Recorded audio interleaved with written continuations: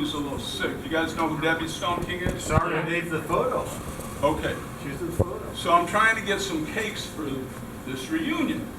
And ultimately, she emails me about a lady named Danette that's in town here that makes cakes on the side. Am I kind of right? Yeah, she used to be a catering manager at Knox. Danette was Right. 13 years, yeah. So she knew Pete. She knew, oh yeah, yeah.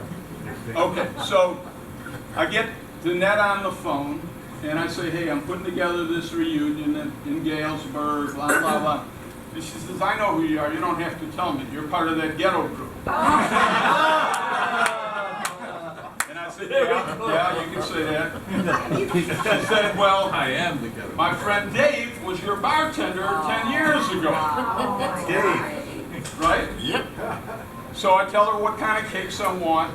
She makes the cakes. They're over there with a big G. You may have seen them. One's chocolate and one's like pineapple something.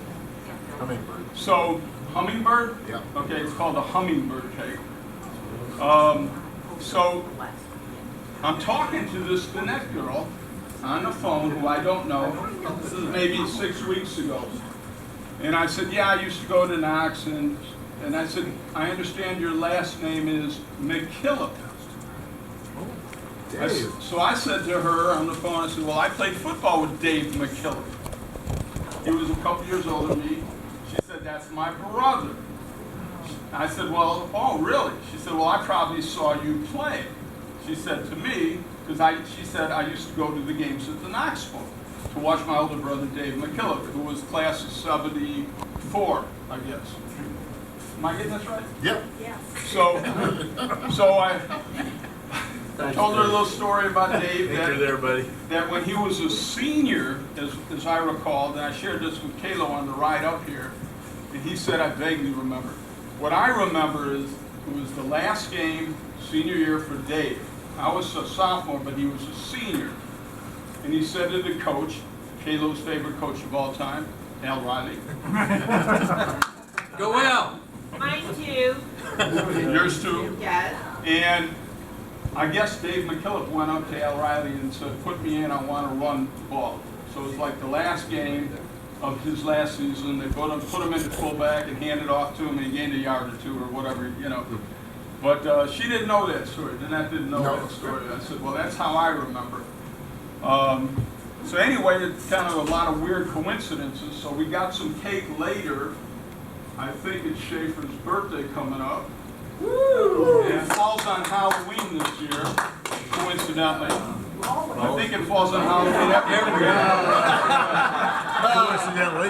That's called October 31st. And that's what a Knox College. What deductive powers. And and today we're going to do a little round of applause for Tom Banos, the greatest ghetto dweller of all time. Couldn't make it today. Is his birthday.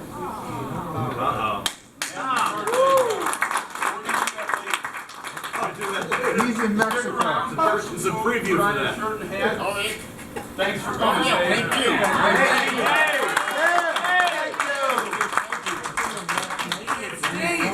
All right, talking about marketing. Dave's not here! Dave's not here. We were talking about marketing ideas like Durst. Everybody named Dave remembers. Harley's book that he did with David's son. Where's Jake? Jake, come on up here. Look out. Jake is one of 3 star Siwash basketball players we got here. Well, probably if you include Sue Runyon there, there's 4. There you go. Yes. Yes. And we got Coach Harley. We got Bill Colby. And who else? Where's Danny? Danny. Now, I understand from going through the yearbooks and putting together stuff for this reunion that your nickname was Phantom. Oh, that's good. I had forgotten that, but yes. What, spelled like with a P-H? No, F-A-N-T-U-M. And what's the story there? Any story? Well, I had a roommate that wasn't exactly a great match when I first came. Dennis. Is that an understatement? It's perfect. And you were a fine young Christian when you came here. Yeah, and why don't you tell the story? I wasn't there. I remember Dennis came in and he first time, and I had a girlfriend from Rock Island came down to see me, and we're sitting there and on my desk. Dennis walks in and, hey Jake, what are you doing? You know, proceeds to take all his clothes off and change in front of us. I said, this is different from the Swedish Lutheran college I've been to. And then I remember I transferred here in like You need fall. to speak up. Some of us are hard of hearing. Some of us hard of hearing. Okay, so I transferred here in like after the fall term in 1974. Okay. What was the significance of that? Oh, and so we have a basketball. I'm training with the basketball team, and they invite me over to Woody House, David Woodward's house, and the whole team for Thanksgiving lunch. You know. So guys are being really nice. They're asking me, and they've kind of got to know me, and I'm kind of conservative. And I think Dan says, "Well, who's your roommate?" I said, "I don't know, some guy." And they said, "Well, where's he from?" I said, "I think it's from Reston, Virginia." And they all just started just roaring. That I ended up with Dennis Gilbert. Does anybody know Dennis Gilbert? Yes. We couldn't have been more opposite. But he was the guy that called me Phantom, and I'm not sure why. Little Phantom, actually. And that's it. That's the story. Crow, he was Little Phantom. Little Phantom. I don't remember why, but it was Little Phantom. This Little Phantom. Little This Phantom. requires further investigation. Okay, you stay here. Now, we just went over nickname Phantom and Little Phantom, but his two... The Phantom Shitter! Just be Phantom Shitter. Just Phantom Shitter. That's enough. Speaking of I recall. Oh, God. there's a famous celebrity talk show host, retired now from the Chicago area, had a daytime talk show, that's going to do a big musical, and I think it's going to be called Phantom of the Opera. All right, so we're talking nicknames. Kobe, try not to laugh. All right, so that was your nickname, Phantom or Little Phantom, but I never could figure out this guy and this guy, the BC and the DC. What is that from, the BC and the DC? We can't talk?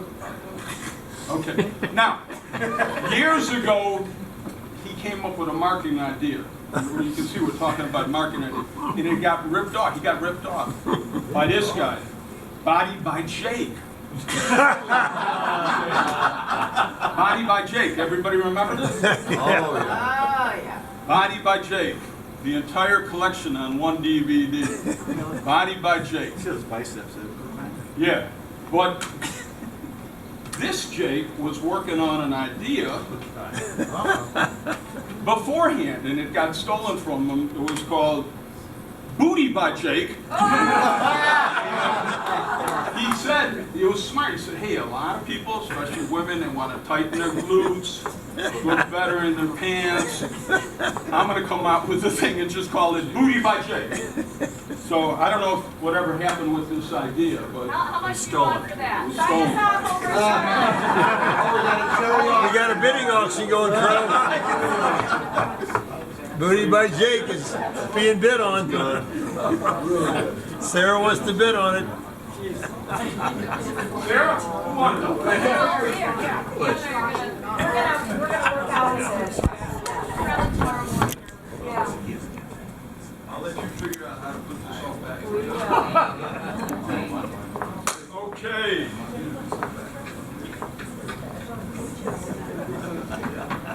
Bobby. Bobby. Where's Bobby? Right here. Speaking of marketing ideas, Bobby came out with his own brand of snack food back in the Ghetto days.